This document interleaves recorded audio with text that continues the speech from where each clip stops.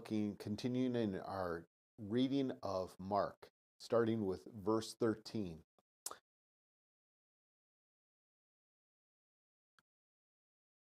Mark 12:13 through 34.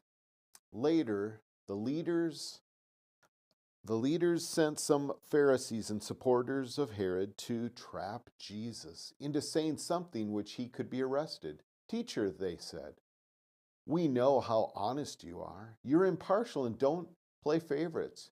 You teach the way of God truthfully.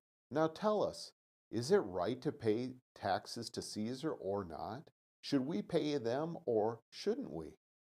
Jesus saw through their hypocrisy and said, why are you trapping me? Show me a Roman coin and I'll tell you. When they handed it to him, he said, whose picture and title are stamped on it? Caesar's, they replied. Well then, Jesus said, give to Caesar what belongs to Caesar, and give to God what belongs to God.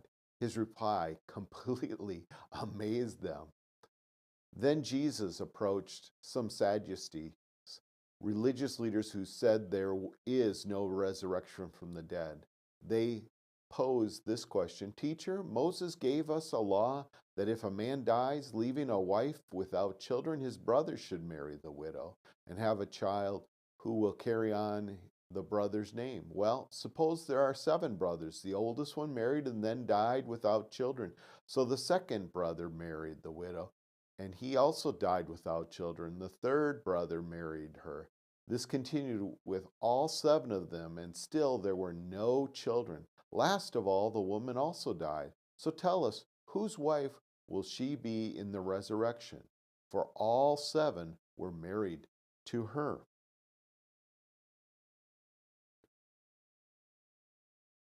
Jesus replied, your mistake is that you don't know scriptures and you don't know the power of God. For when the dead rise, they will neither marry nor be given in marriage. In this respect, they will be like the angels of heaven. But now, as to whether the dead will be raised, haven't you ever read about this in the writings of Moses, the story of the burning bush? Long ago, Abraham, Isaac, and Jacob had died. God said to Moses, I am the God of Abraham, the God of Isaac, and the God of Jacob. So he is the God of the living, not the dead. You made a serious error.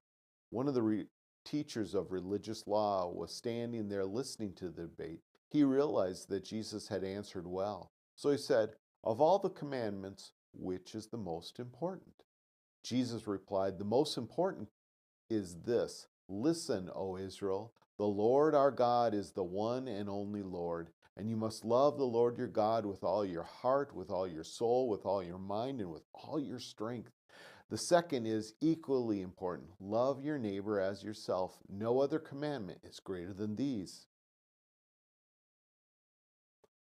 The teacher of the religious law replied, well said, teacher. You have spoken the truth by saying that there is only one God and no other. And I know it is important to love him with all of my heart and all my understanding, all my strength, to love my neighbor as myself.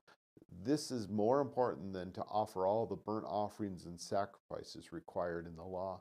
Realizing how much the man understood, Jesus said to him, you are not far from the kingdom of God. After all, no one dared, no one dared to ask him any more questions.